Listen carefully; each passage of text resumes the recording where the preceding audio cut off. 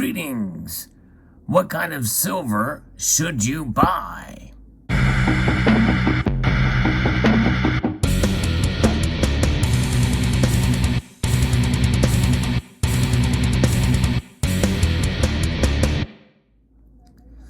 That is the topic for this video.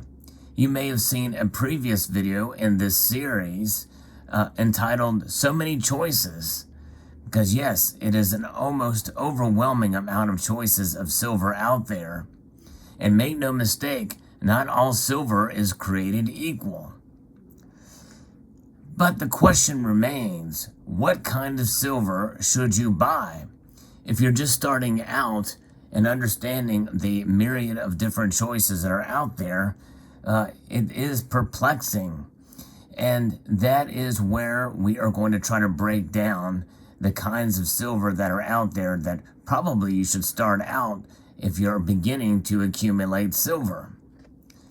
Discussed previously as well in this same series, Silver Basics, we've defined what silver stacking is. And you have to understand and plan what your goals are for accumulating this metal. Most stackers accumulate to preserve their wealth over the long term. And that's really what it's about. But you may have various different reasons for accumulating silver. But most who are just beginning want to know really where to begin. And that is the purpose of this video. What you see before you laid out are some common types of silver that you can accumulate. The most common would be here in the Silver Eagle, as this is the most recognized bullion coin out there. And then you have this $50, this silver $50 from 1964. That is what is referred to as constitutional silver. Some also refer to it as junk silver. Typically, junk silver, though, is silver that has been worn and utilized in transactions and circulation in a time. Then you have pieces like this, a Morgan silver dollar that has some collectability to it, but very, very sought after among stackers as well, if you can get them at a decent price. There's other government-issued bullion that are very, very common out there. And then you have privately issued pieces that may have some collectability to them, as well as some types of silver bars that you can find out there as well. Then you have other privately issued bars that are relatively commonplace out there to be accumulated for a relatively low price. And then another type of silver that you can purchase is what is known as better bullion.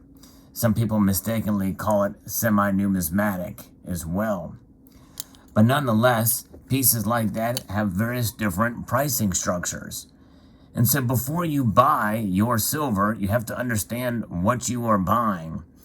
In other words, the different types of silver that are out there, and understanding how the price is broken down for those different pieces of silver. Because whenever you make a purchase of a silver product, whether it be a bar or a coin, well, you are paying a premium above spot price. In almost every indication, in every single case, that is to be expected, that you will pay a premium above spot price. So what is this spot price that you speak of? Well, spot price is the price that the market determines that silver should be traded on in the marketplace. What's known as the different agencies that fix and determine that price on a daily and even on a minute-by-minute basis. Spot price fluctuates. It's the market value of silver. And you kind of see that with most commodities out there. But silver especially is well known for its spot price. And spot price, by the way, is divided up in several different fashions. You can have spot price that is essentially determined what is known as what a buyback price would be if you were to sell your silver. That typically is called bid price. Then you have this asking price, and that's a spot price from which is the basis that you make a purchase. And when you take that into account, then the next number above that is going to be the realized price whenever you make a purchase of those of that particular piece of silver. And privately issued pieces such as this, an older piece like this, you can typically find for not a whole lot above spot price. And that premium is the profit that is calculated in order for the distributor or the dealer to make a profit, make money on the piece. But also it's calculated through the different various forms of manufacturing, from the refiner all the way into the manufacturer or the mint that produces them, and up to and including the dealer that sells them. So when you see the bid and spot price for silver, that is the basis, that's a foundational price on any given day.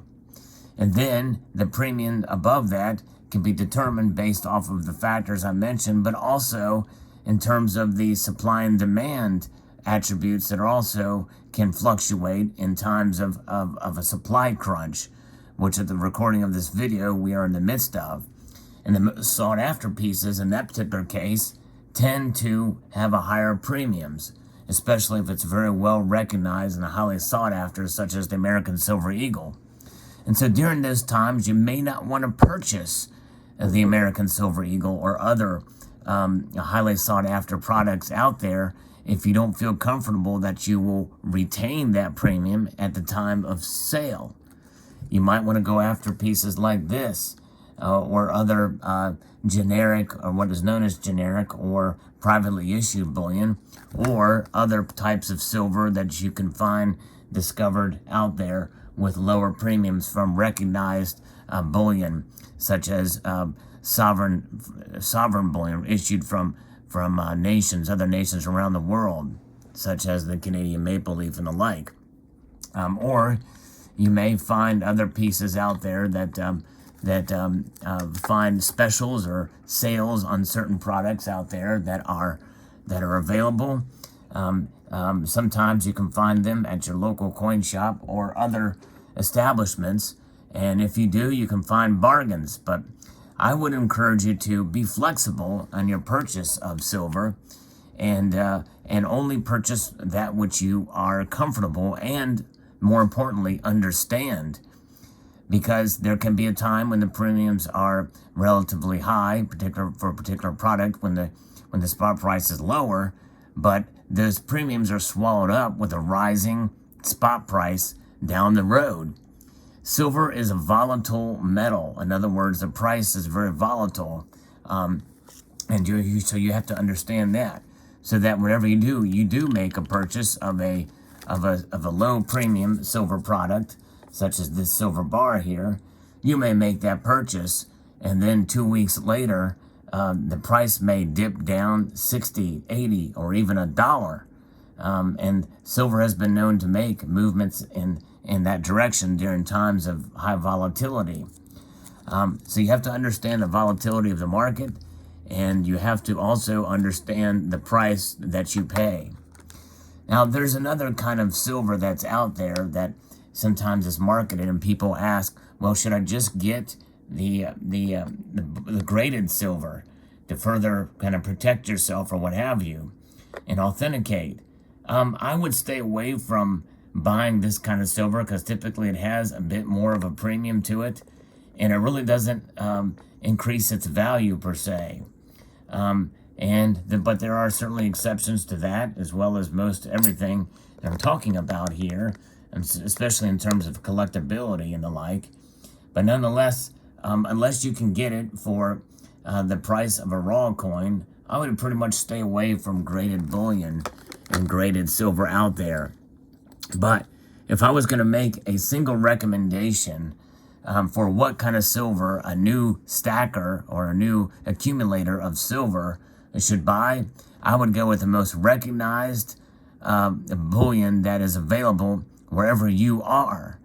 And the American Silver Eagle is the most recognized globally, but in some nations it is not as easy to obtain or to sell. So if you're in Canada, it may be the maple leaf. If you're in South Africa, it may be the Krugerrand or other European nations. It can be a variety of different pieces out there that are sanctioned and issued by sovereign nations and governments. Nonetheless, there's another type of silver that I would probably avoid, at least at the beginning, and that is proof coins. And there are typically proof versions of the bullion versions that are out there. You can pay a very high premium for these, and unless you're a collector or very interested in it, or from time to time on occasion want to grab a piece like this, it's certainly fine, but you will pay a very high premium for them, and that premium may not be recovered if you were to go sell them. But as is the case, most silver stackers are dealing with products that are highly liquid, or should be highly liquid, in case you need to sell or in case you want to sell if the prices go up. And when you buy proof or collector type of silver out there, the market for those types of products are much more narrow. And so liquidating it may be an issue unless you really know what you're doing. So that's why I recommend to stay in the safe realm and buy that which is recognized and featured. And typically that is going to be the American Silver Eagle or sovereign bullion, or constitutional silver, or spending silver from within your nation. There's other kind of specialty pieces out there as well too. And I always say, for stacking silver and accumulating silver, to have a little bit of fun with it as well, as I have through the course of my accumulation. And that is to grab pieces that are fun. It can be from handcrafted silver from the community that is recognized by this particular community, poured silver, or specialty collector pieces from time to time, such as this privately issued piece that didn't sell for a whole lot over spot, and much more than a regular government issued better bullion round. But it is fun, it is interesting, it is unique, it is different. And there's so many choices out there that you can accumulate. But no, there comes a bit of a risk when purchasing this type of silver that, after a certain time is forgotten about. But essentially, the bottom line is to buy that which you are familiar and know, and that which everybody else is familiar with and know. And that is government-issued bullion, for the most part, is where you're going to want to go. But when you do so, understand the premiums that you pay, and let that be your guide and whenever making a purchase of that sort. So there you have it. I hope you found this video helpful and useful as to what type of silver you should buy. I'd like to extend a multitude of gratitude to you all for taking the time to watch this video.